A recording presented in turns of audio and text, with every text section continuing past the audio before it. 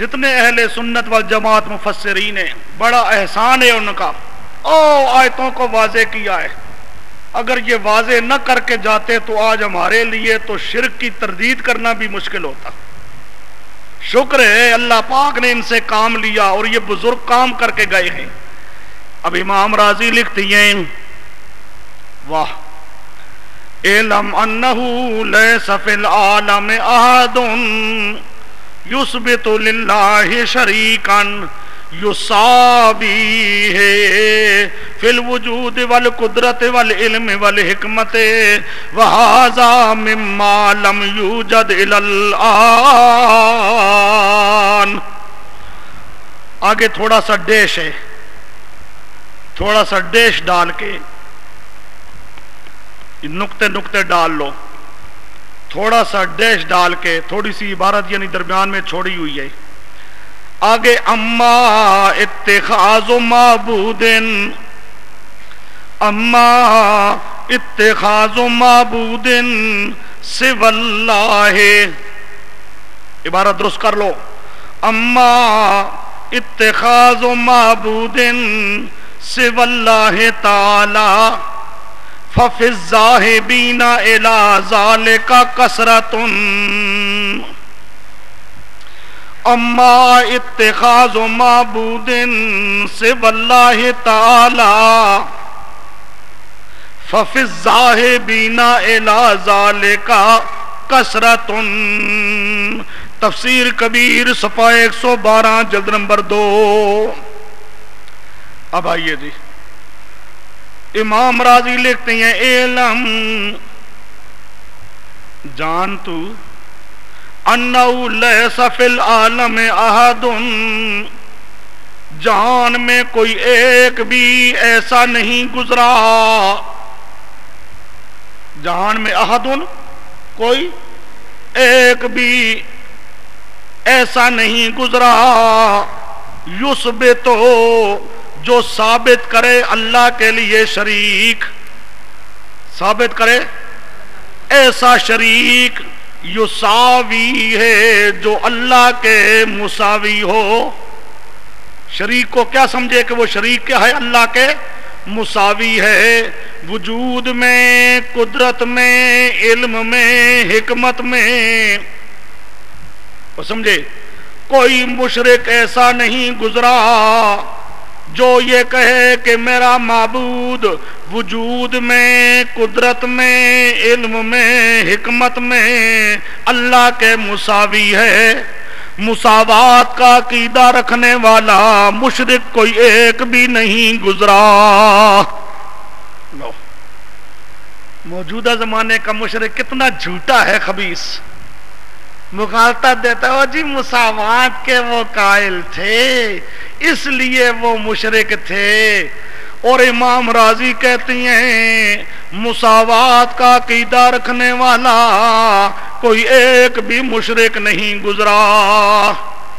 مساوات کا عقیدہ رکھنے والا کوئی ایک بھی مشرک نہیں گزرا. سمجھے؟ مساوات کا عقیدہ رکھنے والی بات ذہن میں رکھنا، یعنی جو کہے کہ ہمارے معبودوں کی صفات کیا ہیں؟ ذاتی. پیروں فقیروں کی صفات کیا ہیں؟ ذاتی. پیروں فقیروں کی صفات لامحدود. اس قسم کا مشرک کوئی نہیں گزرا، بلکہ جو بھی مشرک تھا وہ کہتا تھا عطائی. وہ سمجھے؟ پیروں فقیروں کی صفات عطائی تے متناہی، عطائی اور متناہی. جس طرح موجودہ زمانے کا مشرک بھی کہتا ہے ہمارے پیروں فقیروں کی صفات عطائی اور متناہی، پہلے زمانے کے مشرک بھی کہتے تھے عطائی اور متناہی. لیکن ذاتی کا قائل کوئی مشرک نہیں گزرا، مساوات کا عقیدہ رکھنے والا کوئی مشرک نہیں گزرا. آگے یہ تھوڑی سی جو عبارت لکھی چھوڑی ہے، یہ صرف 2 سطریں ہیں. اس میں وہ لکھتی ہیں ایک سنوی فرقہ گزرا ہے، وہ 2 الہ کہتے تھے، تو وہ ان کی بات چھوڑی ہے اس لیے. آگے وَأَمَّا اتِّخَاذُ مَعْبُودٍ سِوَى اللَّهِ، مساوات کا عقیدہ رکھنے والا تو مشرک کوئی نہیں. ایسے مساوات کا عقیدہ رکھنے والا تو کوئی مشرک نہیں گزرا. وَأَمَّا اتِّخَاذُ مَعْبُودٍ سِوَى اللَّهِ، اللہ کے علاوہ اور معبود بنانے والے، وہ سمجھے، اللہ کے علاوہ کئی معبود بنانے والے، یہ تو بڑے مشرک گزرے ہیں. مساوات کا قائل پر کوئی نہیں تھا. اما اتخاذ معبود، اما اتخاذ صرف اللہ، اللہ کے علاوہ اوروں کی عبادت کرنے والے، اللہ کے علاوہ اوروں کی عبادت کرنے والے، ففی الذاہبین الی ذالک، یہ مذہب اختیار کرنے والے، غیر اللہ کی عبادت سمجھنے کرنے والے، غیر اللہ کو عالم الغیب سمجھنے والے، غیر اللہ کو مختار سمجھنے والے، غیر اللہ کے نام کی نظریں نیازیں دینے والے، کثرتن، ایسے مشرک کثرتن بڑے گزرے ہیں. مشرک تو بڑے گزرے، پر ان مشرکوں میں مساوات کا عقیدہ رکھنے والا کوئی مشرک نہیں تھا. یہ نہیں ہے کہ پہلے مشرک گزرا ہی کوئی نہیں، کہتا مشرک تو کثرتوں بڑے گزرے ہیں، غیر اللہ کو شریک کرنے والے تو بڑے گزرے ہیں، لیکن مساوات کا عقیدہ کسی کا نہیں تھا. مساوات کا عقیدہ نہ ہو تب بھی شرک بن جاتا ہے. یہ تفسیر کبیر صفحہ 112 جلد نمبر 2. آگے آئیے جی.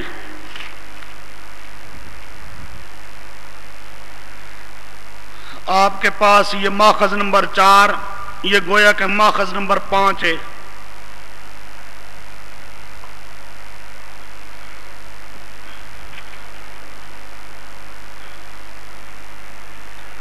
ماخذ نمبر 5 ہے. تفسیر جامع البیان، علامہ معین ابن صفی، علامہ معین ابن صفی، ان کی یہ تفسیر ہے، تفسیر جامع البیان. وہ لکھتے ہیں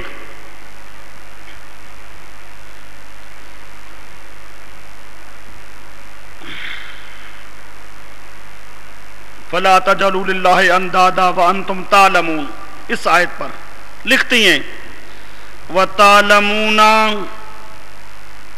أَنَّ الْأَنْدَادَ،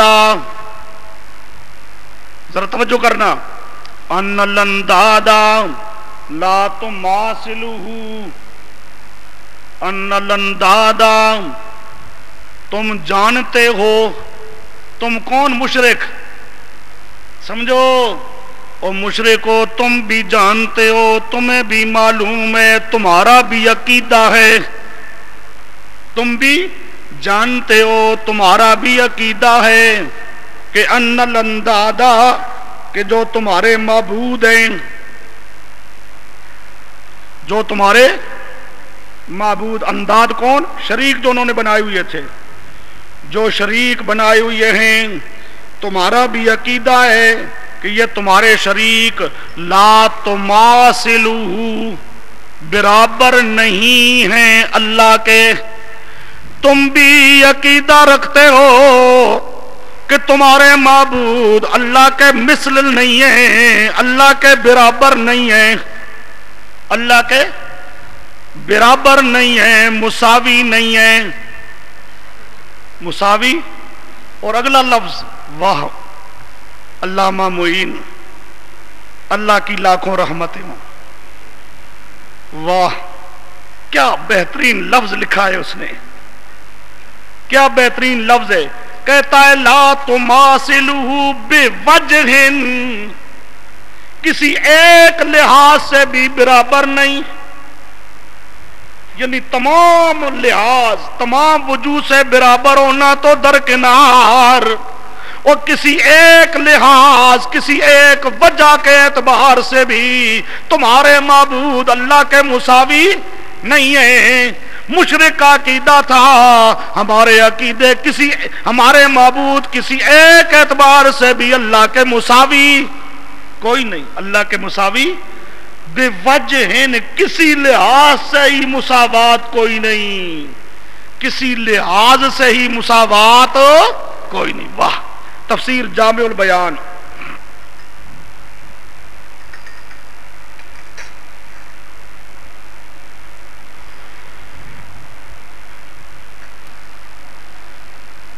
اچھا جی،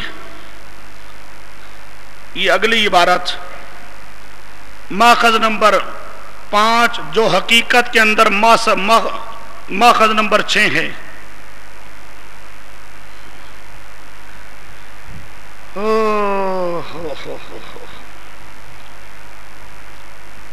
یہ عبارت ہے شیخ الاسلام امام ابن تیمیہ کی. یہ شیخ الاسلام امام ابن تیمیہ یہ بھی ایک عجیب انسان گزرا ہے، بڑا مجاہد. اللہ کی لاکھوں رحمتیں اس مرد مومن مرد مجاہد پہ. بڑا کام کر کے گیا ہے توحید کے سلسلے میں.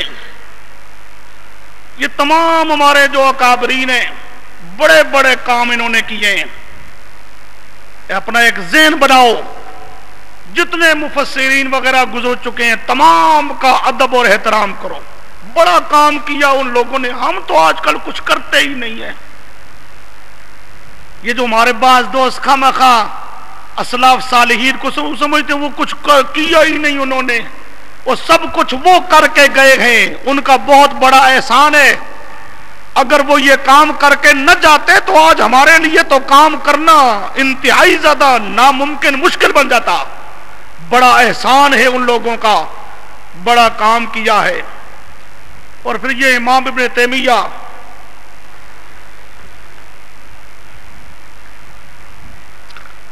یہ تو مرد مومن مرد مجاہد.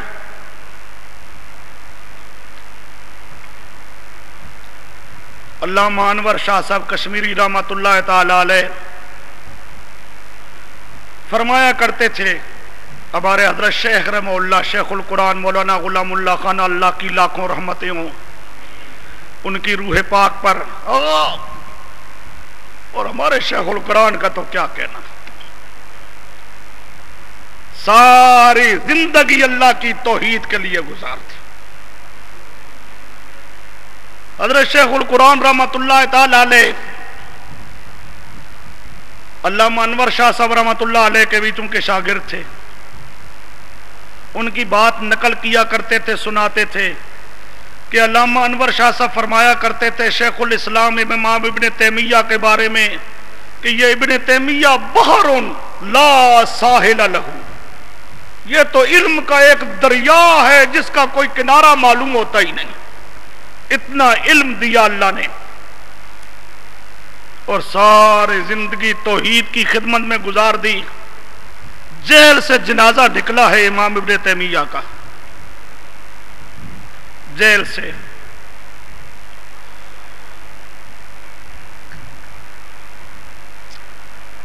جس بات کو حق سمجھا ہے اس نے جیل برداشت کر لی،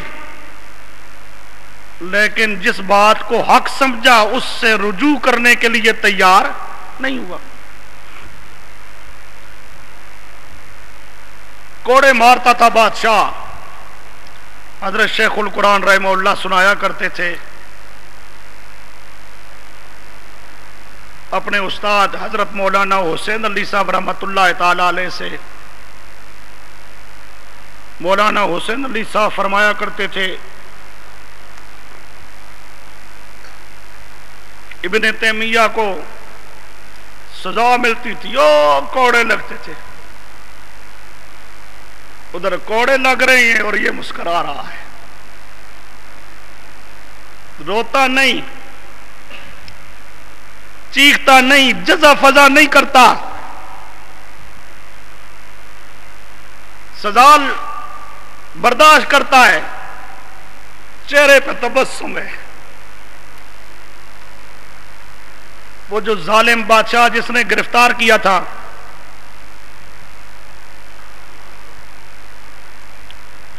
اس کو پتہ چلا ابن تیمیہ کو جتنی سزا دی جاتی ہے ڈرتا نہیں، گھبراتا نہیں، الٹا تبسم کرتا ہے، مسکراتا ہے.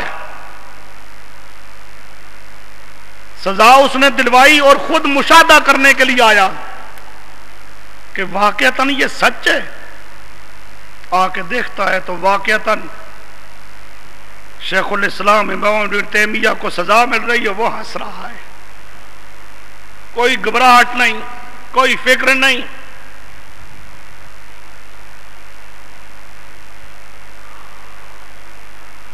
قریب آیا، کہنے لگا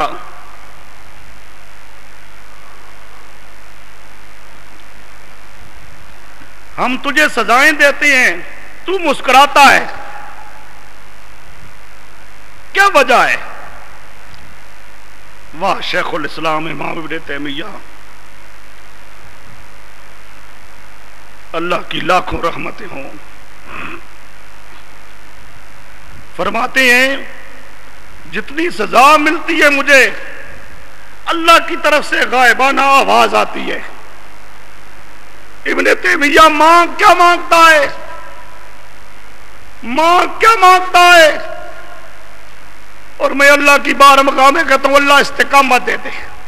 بس یہ نہیں کہتا مصیبت سے جان چھوٹ جائے، نہیں کہتا استقامت دے، میں حق پہ ڈٹا رہوں، بزدل نہ بن جاؤں، باطل کے مقابل جھک نہ جاؤں. تو میرے دوستو، یہ تمام حضرات اہل سنت والجماعت مفسرین بڑے قابل قدر ہیں، بڑا دین کا انہوں نے کام کیا. ان تمام کا ادب اور احترام کرنا لازم اور ضروری ہے. آئیے بات کہہ رہا تھا، امام ابن تیمیہ لکھتے ہیں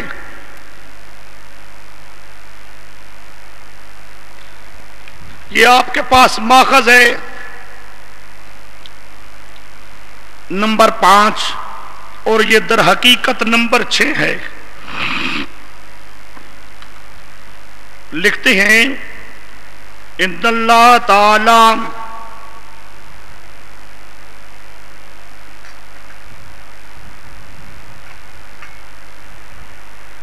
ان اللہ تعالی ماہو الہ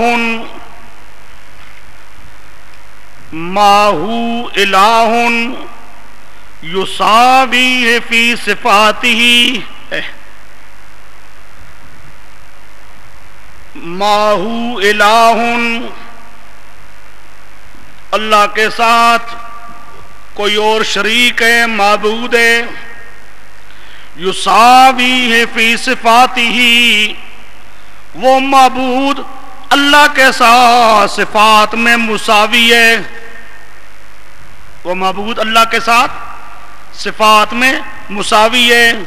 لکھتے ہیں ھذا لم یقلہ احد من المشرکین، یہ مساوات والا عقیدہ مشرکوں میں سے کوئی ایک مشرک بھی اس کا قائل نہیں تھا. مشرکوں میں سے کوئی ایک مشرک بھی اس عقیدہ کا قائل نہیں تھا. مساوات کا عقیدہ رکھنے والا کوئی مشرک نہیں تھا. صراط مستقیم صفحہ 442.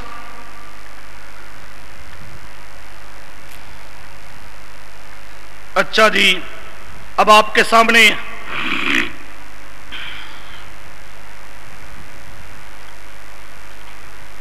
مختلف حوالے آ چکے ہیں اہل سنت والجماعت مفسرین کے،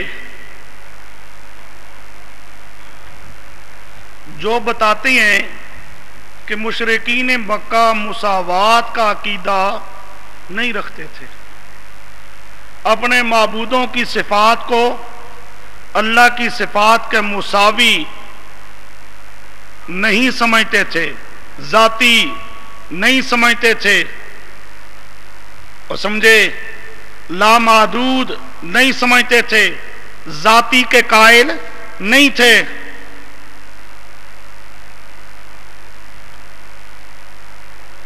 اب آئیے اس ہمارے جواب پر ایک سوال ہے. ہم نے جواب کیا دیا کہ مساوات والا عقیدہ مشرکین کا عقیدہ نہیں تھا.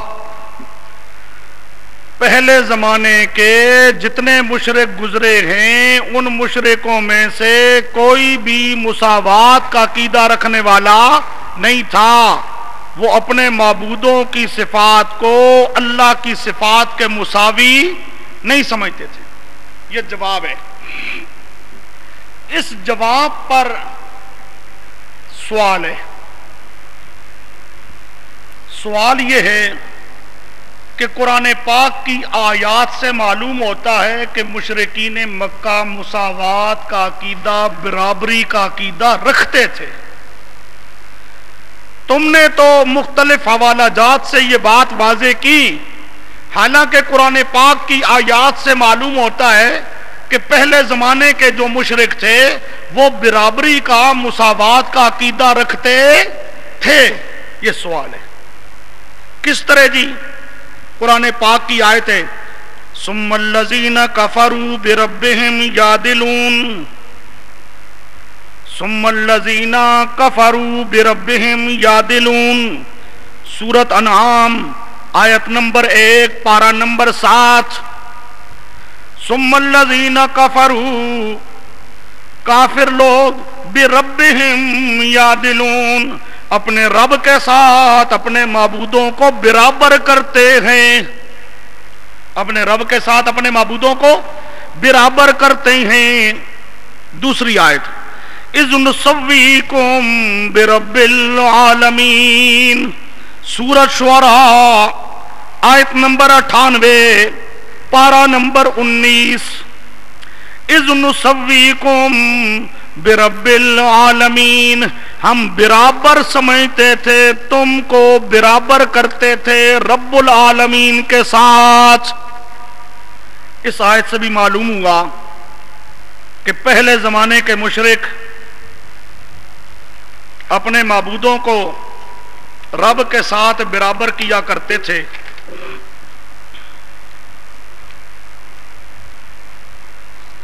لہذا تمہارا یہ کہنا کہ پہلے زمانے کے مشرک مساوات کا عقیدہ، برابری کا عقیدہ نہیں رکھتے تھے، یہ تمہارا کہنا درست نہیں ہے.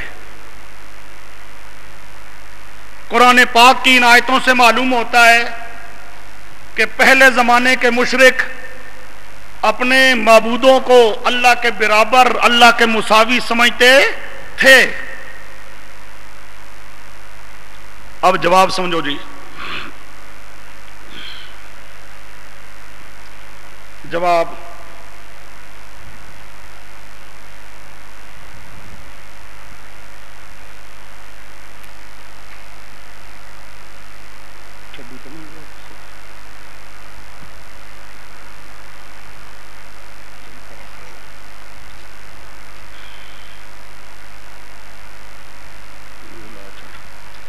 اچھا جی، جواب سمجھو. جواب یہ ہے کہ یہ جو دو آیتیں آپ نے پیش کی ہیں ان میں مساوات سے مراد ذات اور صفات والی مساوات نہیں. ذات اور صفات والی مساوات مراد نہیں، بلکہ یہاں پر مراد ہے مساوات فی العبادت. مساوات فی العبادت، عبادت کرنے میں برابر. اللہ کی بھی عبادت، ان معبودوں کی بھی عبادت. تو یہاں مساوات سے مراد مساوات کون سی ہے؟ عبادت میں مساوات برابر کرنا، ذات اور صفات میں برابر کرنا مراد نہیں ہے. چنانچہ اہل سنت والجماعت جتنے مفسرین ہیں ان آیتوں پر کوئی اہل سنت کا مفسر اٹھاؤ، ہر مفسر یہی لکھے گا کہ مساوات فی العبادت، مساوات فی العبادت، ذات و صفات والی مساوات یہاں مراد نہیں، بلکہ مراد کیا ہے؟ عبادت والی مساوات۔ چنانچہ آپ کے پاس عبارت ہے، یہ ماخذ نمبر 1 پہلی آیت پر، یسوون بہ غیرہ فی العبادت، یہ یعدلون جو سورۃ انعام کی آیت ہے، یعدلون برابر کرتی ہیں، برابر کرتی ہیں، کیا معنی؟ یسوون بہ غیرہ فی العبادت، غیر اللہ کو اللہ کے ساتھ برابر کرتی ہیں، فی العبادت، عبادت میں۔ برابر کس میں کرتی ہیں؟ ذات و صفات میں نہیں، فی العبادت، کس میں برابر کرتی ہیں؟ عبادت کے اندر۔ جلالین صفحہ 112 جلد نمبر 1، تفسیر ابو سعود صفحہ 117 جلد نمبر 2، تفسیر خازن صفحہ 96 جلد نمبر 2، تفسیر مہائمی صفحہ 208 جلد نمبر 1۔ یہ اہل سنت والجماعت مفسر ہیں، یہ سب معنی کیا کر رہی ہیں؟ مساوات کیا ہے؟ فی العبادت، مساوات فی العبادت۔ اور جو دوسری آیت ہے اس پہ ماخذ، نسویکم برب العالمین لأننا سویناکم فی استقاق العبادت، فی استقاق العبادت، عبادت کے مستحق ہونے میں ہم برابر کرتے تھے۔ اللہ کی بھی عبادت، تمہاری بھی عبادت، اللہ کو بھی عبادت کا مستحق اور تمہیں بھی عبادت کا مستحق سمجھتے تھے، تو مساوات عبادت والی۔ یہ تفسیر روح المعانی صفحہ 103 جلد نمبر 19، تفسیر بزاوی صفحہ 128 جلد نمبر 2، تفسیر جلالین صفحہ 313 جلد نمبر 2، تفسیر ابو سعود صفحہ 170 جلد نمبر 4۔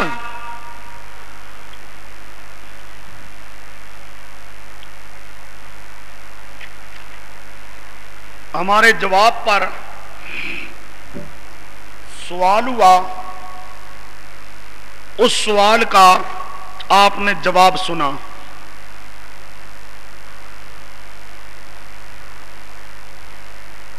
کہ ان آیتوں میں ذات اور صفات والی مساوات مراد نہیں ہے، یہاں پر عبادت میں برابر کرنا مراد ہے۔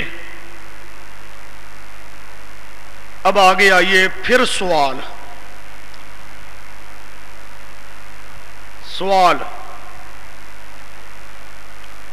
ذرا سوال کو سمجھنا بھائی۔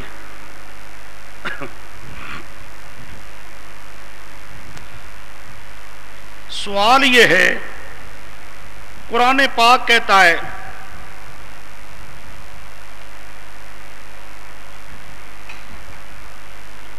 فَلَا تَجْعَلُوا لِلَّهِ اندادا، اللہ کے لیے انداد نہ بناؤ۔ انداد جمع ہے ند کی، جمع ہے ند کی، اور ند کس کو کہتی ہیں؟ ند کہتے ہیں المثل المناوی، المثل المناوی، تفسیر بیضاوی، تفسیر بیضاوی صفحہ 31 جلد نمبر 1۔ ند کس کو کہتے ہیں؟ المثل برابر، المناوی سمجھو، مناوی مقابل ہو کے ارادہ کرنے والا، نیت کرنے والا، اس کے مقابل، اس کے وہ نیت کرے یہ کام کرنے کی، یہ نیت کرے گا یہ کام کرنے کی ہے۔ سمجھے ند کیا ہے؟ ند کس کو کہتے ہیں؟ ایسا مقابل جو پورا پورا صحیح مقابلہ کرے. تو اللہ پاک کہتا ہے ند نہ بناؤ. اس کا مطلب ہے وہ ند بناتے تھے.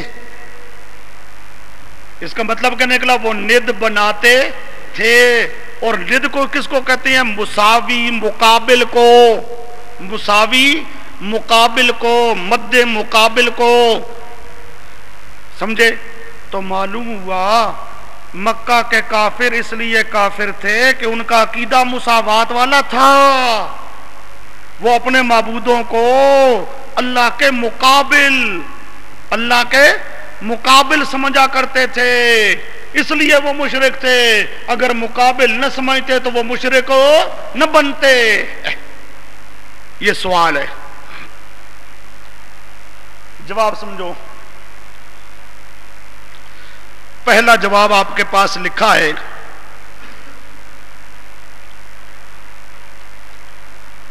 کہ وہ اپنے معبودوں کو سفارشی سمجھ کے پکارتے تھے. تو سفارشی جو ہوتا ہے وہ مقابل نہیں ہوتا. سفارشی جو ہوتا ہے وہ مقابل نہیں ہوتا. وہ اپنے معبودوں کو مقابل نہیں سمجھتے تھے. وہ کہتے تھے نہیں جی یہ ہمارے سفارشی ہیں، واسطے ہیں، وسیلے ہیں، اللہ کے قریبی ہیں، لاڈلے ہیں، پیارے ہیں، اللہ سے کروا دیتے ہیں. وہ اللہ کا مقابل نہیں سمجھتے تھے. اللہ کا مقابل نہیں سمجھتے تھے. اب اس پر آپ کے پاس پہلی عبارت لکھی ہے اس آیت کریمہ پر، فہم سلف. آیت کریمہ پر فہم سلف یہی فلا تجعلوا للہ اندادا. یہ عبارت پہلے بھی گزر چکی ہے، ابھی اوپر یہاں دوبارہ آئی ہے. والحال انہم ما زعموا، ما ان کا یہ خیال بھی نہیں تھا کہ انا تماثلہ فی ذاتہ و صفاتہ، کہ ہمارے معبود اللہ تعالیٰ کے برابر ہیں ذات اور صفات میں.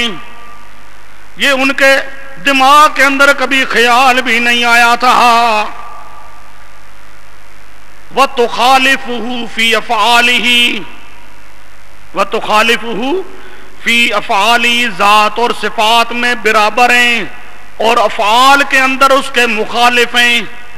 افعال کے اندر اس کے مخالف ہیں. وہ جو پہلے میں کہہ رہا تھا وہ ارادہ کرے ادھر کا، یہ ارادہ کرے گا ادھر کا.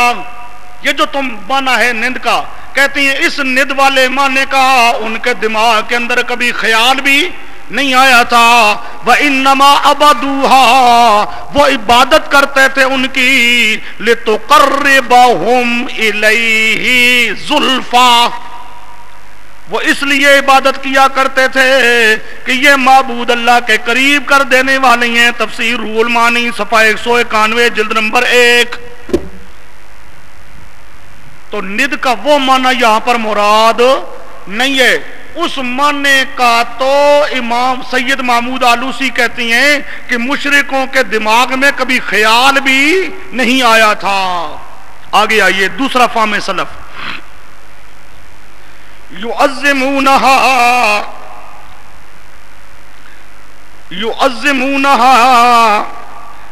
بما يعظم به،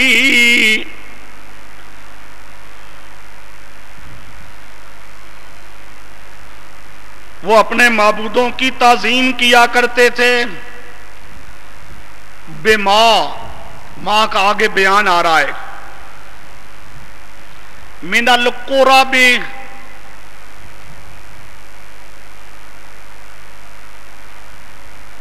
قربت، قربان، قربانیاں،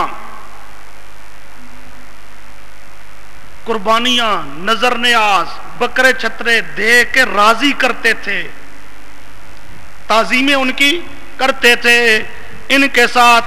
وما كانوا يزعمون انها تخالف الله وتناوی، اور یہ ان کے دماغ میں خیال بھی نہیں آتا تھا کہ یہ اللہ کے مخالف اور اللہ کے مقابل ہیں. یہاں پر مراد کیا ہے؟ وہ اللہ کی تعظیم جس طرح کرتے تھے اسی طرح اپنے معبودوں کی تعظیم کرتے تھے. یہ معنی مراد نہیں ہے جو ند کا حقیقی اصلی جو لغوی معنی ہے وہ یہاں پر مراد نہیں ہے. یہ تفسیر کشاف صفحہ 95 جلد نمبر 1. ایک آپ کے پاس تیسرا فہم سلف لکھا ہے.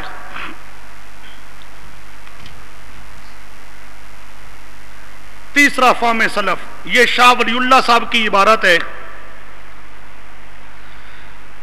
لکھتی ہیں بت پرستاں اگرچہ بتارا مانے دے خدا و مخالف او مانندے خدا و مخالف او تعالی نمی دانند و نمی گویند. جو مشرک تھے بت پرست اپنے معبودوں کو مانند خدا و مخالف او یہ ند کا معنی کر رہا ہے جو لغوی معنی ہے. جو لغوی معنی ہے کہتا ہے یہ جو لغوی معنی ہے کہ اللہ کا مقابل اللہ کے برابر اللہ کے مخالف نمی دانند نہیں سمجھتے تھے. نمی دانند نہیں سمجھتے تھے وہ نمی گویند اور اس طرح کہتے بھی نہیں تھے. وہ اللہ کا مقابل نہ سمجھتے تھے اور نہ اللہ کا مقابل کہتے تھے. یہ اشیات اللمعات صفحہ 72 جلد نمبر 1. یہ پہلا جواب آیا کہ وہ اگرچہ لفظ انداد کا ہے لیکن انداد کا وہ لغوی معنی یہاں پر مراد نہیں ہے. یہاں وہ کیوں مقابل نہیں سمجھتے تھے وہ تو صرف سفارشی سمجھتے تھے قرب کا ذریعہ سمجھ کر پکارا کرتے تھے. اب دوسرا جواب کہ ذکر ہے انداد کا مراد ہے مطلقاً شرکا. ذکر تو ہے انداد کا اور مراد کیا ہے شریک نہ بناؤ.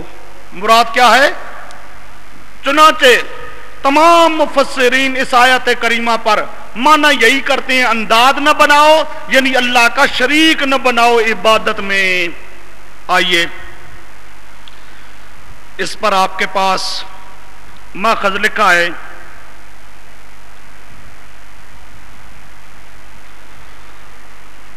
تفسیر روح المعانی سے پہلی عبارت ہے الظاہر من استعمالاتہم اطلاق الانداد علی الشرکاء مطلقا. بات کو سمجھنا لغوی معنی وہی ہے لیکن قرآن کی اصطلاح میں وہ لغوی معنی مراد نہیں ہے بلکہ قرآن پاک میں جہاں کہیں انداد کا لفظ آیا ہے وہاں مراد ہے عبادت میں شریک بنانا. عبادت میں شریک بنانا مطلقاً شریک مراد ہے مقابل مراد نہیں ہے. چنانچہ علامہ لوسی لکھتی ہیں الظاہر من استعمالاتہم اہل عرب کے استعمال سے یہ بات ظاہر ہے. یہ عرب والے یہ لفظ خود استعمال کرتے تھے کیا اطلاق الانداد علی الشرکاء مطلقا. لفظ انداد کا بولتے تھے مراد لیتے تھے مطلق شریک. مراد کیا ہوتا تھا مطلق شریک مقابل مراد نہیں. یہ تفسیر روح المعانی صفحہ 245 جلد نمبر 23 جلد نمبر. اس کے بڑے حوالے ہیں لیکن بات لمبی ہو جائے گی. یہ آپ کے پاس دوسرا ایک ماخذ لکھا ہے. دوسرا ماخذ تفسیر کے حوالے بہت زیادہ ہیں. مفسرین نے مختلف آیتوں پر یہی لفظ لکھا ہے. مفسرین کے حوالہ جات کو چھوڑ کر آئیے خود قرآن پاک کی آیت بتاتی ہے کہ انداز سے مراد مقابل نہیں. انداز سے مراد مقابل نہیں. انداز سے مراد کیا ہے؟ اللہ جیسی تعظیم غیر اللہ کی کرنا. جس طرح اللہ کی تعظیم کی جاتی ہے، اللہ پاک کو متصرف، کارساز، حاجت روا، مشکل کشا، سجدے کے لائق، رکوع کے لائق سمجھا جاتا ہے، کسی غیر کو بھی اس طرح عبادت کا مستحق سمجھا جائے، بس اس کا نام کیا ہے؟ انداد. اس کا نام کیا ہے؟ انداد. آئیے قرآن پاک کی آیت. وَمِنَ النَّاسِ مَن يَتَّخِذُ مِن دُونِ اللَّهِ اندادن. آگے دیکھو، یحبونہ نہ یحبونہم کحب اللہ. یہ سورۃ بقرہ آیت نمبر 165. وَمِنَ النَّاسِ، یہ بعض لوگ وہ ہیں جو اللہ کے علاوہ بنا لیتے ہیں انداد. اللہ کے علاوہ بنا لیتے ہیں انداد. کیا معنی جی انداد کا؟ یہ اللہ پاک خود وضاحت کر رہا ہے. کیا معنی انداد کا؟ اللہ پاک کہتے ہیں یحبونہم کحب اللہ. انداد کا معنی یہ ہے جس طرح محبت اللہ کی اس طرح محبت غیر اللہ کی. اللہ کے ساتھ محبت ہے، کیا مطلب؟ اللہ کے ساتھ محبت کا نتیجہ اللہ کو پکارتی ہیں، حاجت روا سمجھتی ہیں، مشکل کشا سمجھتی ہیں، سمیع بصیر سمجھتی ہیں، نظر نیاز دیتی ہیں. اب اس طرح تعظیم کی جائے کسی اور کی، جس طرح اللہ کی تعظیم، اس طرح غیر اللہ کی تعظیم، غیر اللہ کی عبادت، یا غیر اللہ کی اس طرح عبادت کی جائے، یہ معنی ہے انداد کا. بات سمجھے؟ یحبونہم کحب اللہ. پھر اس آیت کریمہ پہ بھی مفسرین کے حوالہ جاتے ہیں. یحبونہم کحب اللہ، مفسرین معنی کرتے ہیں یعظمونہم کا تعظیم اللہ. یحبونہم کحب اللہ کیا مطلب؟ یعظمونہم کا تعظیم اللہ. بات کو سمجھو، یہ محبت یہ ایک قلبی فعل ہے. وہ اللہ جیسی محبت کرتی ہیں. اب مفسرین نے واضح کیا یہ کیسے پتا چلے گا کہ یہ محبت اللہ والی محبت ہے، یہ محبت اللہ والی محبت ہے. تو مفسرین معنی کرتی ہیں اللہ والی تعظیم. اللہ والی یعنی جس طرح اللہ کے سامنے سجدہ، پیروں فقیروں کے سامنے بھی سجدہ، جس طرح اللہ کو حاجات مشکلات میں پکارا جائے، پیروں فقیروں کو بھی حاجات مشکلات میں پکارا جائے. جس طرح اللہ کے نام پہ نظر نیاز، اسی طرح پیروں فقیروں کے نام پہ نظر نیاز. یہ اللہ والی تعظیم، اللہ والی تعظیم کی جائے، یہ اللہ والی تعظیم کی جائے، یہ معنی ہے انداد کا. قرآن پاک نے خود انداد کا معنی بتا دیا. تو بات سمجھ یہ آئی، مشرکین مکہ اپنے معبودوں کو اللہ کی صفات کے برابر اور مساوی نہیں سمجھتے تھے. اس کا دوسرا پہلو کہ عطائی کے قائل تھے. یہ پہلا آیا کہ ذاتی کے قائل نہیں تھے. اب آگے دوسرا مسئلہ آئے گا عطائی کے قائل تھے، وہ انشاءاللہ کل صبح.